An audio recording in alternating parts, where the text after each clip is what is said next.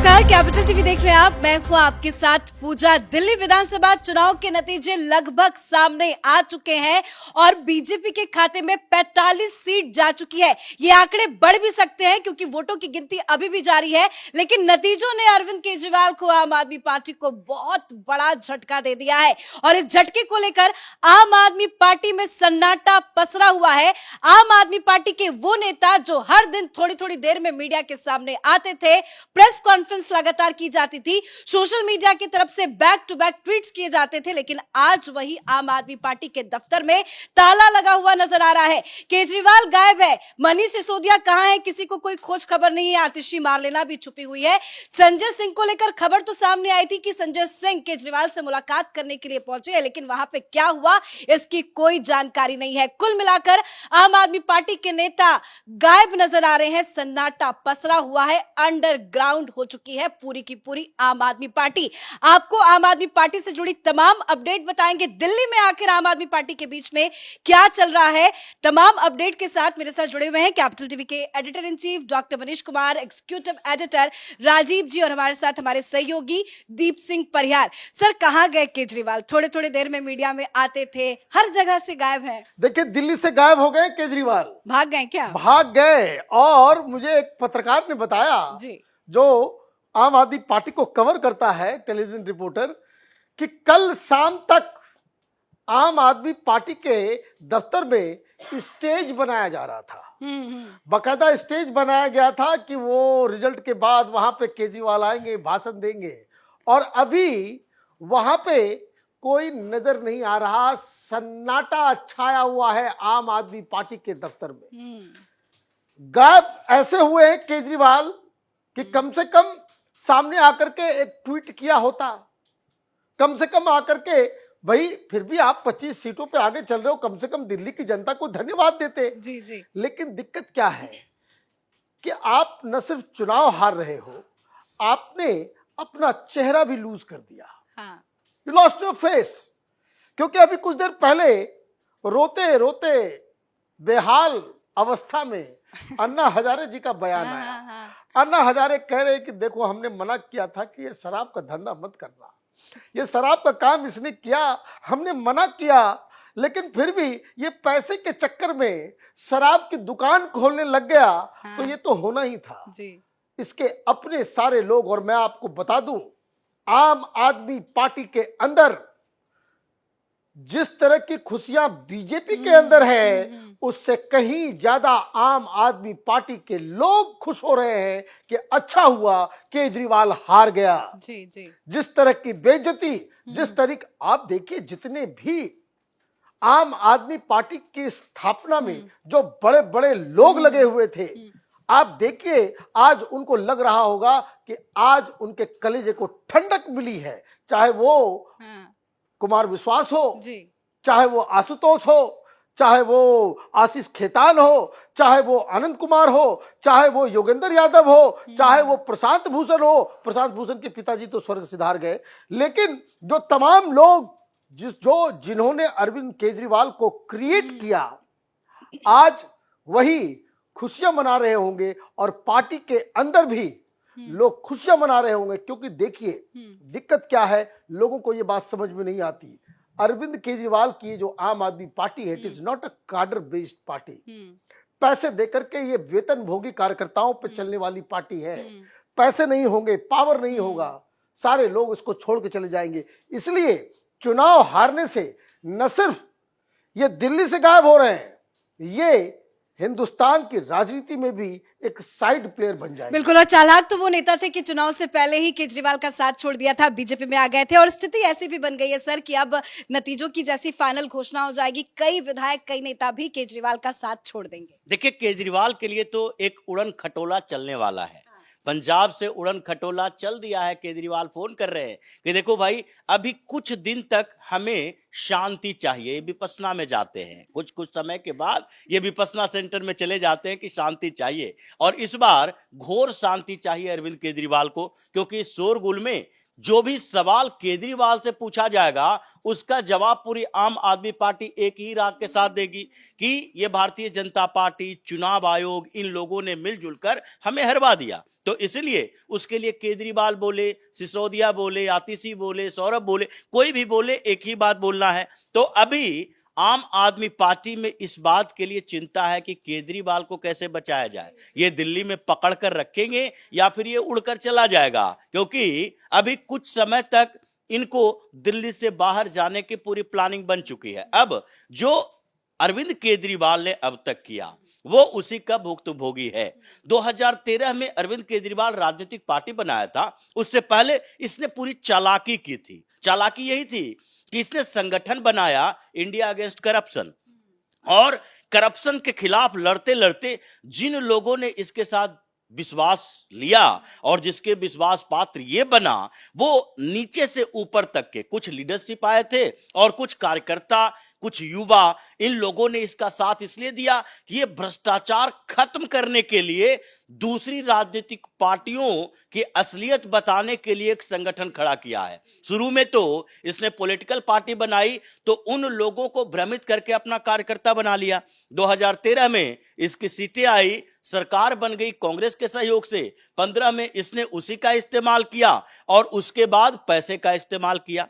तो पहले जो इसके साथ भ्रष्टाचार के मुद्दे पर जुड़े वो धीरे धीरे अलग हो गए, फिर जो पैसे के मुद्दे पर जुड़े, जो पैसा कमा रहा था, वो 2020 के बाद अलग होते चले गए। तो ये पूरी की पूरी पार्टी ऐसी स्थिति में आ गई है कि जैसा आपने बताया कि चुनाव तो खत्म हो जाएगा और उसके बाद ये जो आंकड़े दिखा रहा है 20, 22, 25, ये 20, 22, 25 रहेगा, क्योंकि जितनी समस्याएं आम आदमी पार्टी के लिए आने वाली है, केजरीवाल को उसका अनुमान है। उसको डर इसी बात का है कि जैसे ही हमारी सत्ता खत्म हुई वैसे ही पार्टी भी धीरे धीरे खत्म होगी। ये सारे विधायक मौका देखने लगेंगे कि हम किस पार्टी के साथ जाएं, कहां जाएं, जहां हमें भविष्य का राजनीतिक आधार मिलता रहे, क्योंकि अब तो आम आदमी पार्टी जितनी तेजी से ऊपर बढ़ी थी उतनी ही तेजी से खत्म होने वाली है। और अब तो आम आदमी पार्टी के विधायक भी जो जीत के आएंगे वो भी सोच रहे होंगे कि कब बाहर का रास्ता जो है वो देखा जाए। सर, क्या केजरीवाल पंजाब भागने की तैयारी कर रहे हैं? बिल्कुल एकदम तैयारी कर रहे होंगे, क्योंकि उनके लिए यहाँ पे दिल्ली में अब कुछ भी नहीं बचा है, ना अब और ना कभी भी। तो यही था कि जब इन्होंने ये पार्टी बनाई थी तो जनता को भी धोखा दिया, अपने कार्यकर्ताओं को भी धोखा दिया। हाँ, इन्होंने ये कहा कि भाई हम भ्रष्टाचार, जैसे राजीव जी ने बताया कि भ्रष्टाचार से लड़ेंगे, लेकिन इन पिछले 5 सालों में अगर सबसे बड़ी अगर कोई भ्रष्टाचारी पार्टी निकल के आई है तो वो अरविंद केजरीवाल की पार्टी है। अन्ना हजारे भी रो रहे हैं कि भाई शराब का धंधा नहीं करना चाहिए था, शराब हानिकारक। अन्ना हजारे आज खुश हो रहे होंगे, उन्होंने दिल्ली की जनता से अपील की थी कि वोट मत करना। अन्ना हजारे पहले भी ये कहते आए हैं कि इस आदमी ने मुझे धोखा देके और ये पार्टी बनाई और चुनाव लड़ा, जबकि अन्ना हजारे का ये कभी भी विजन नहीं था कि ये इस तरह से, उनके जो कार्यकर्ता हैं वो इस तरह से करके और राजनीति में आए। लेकिन अब ये राजनीति 12 साल बाद अरविंद केजरीवाल की समाप्त हो चुकी है।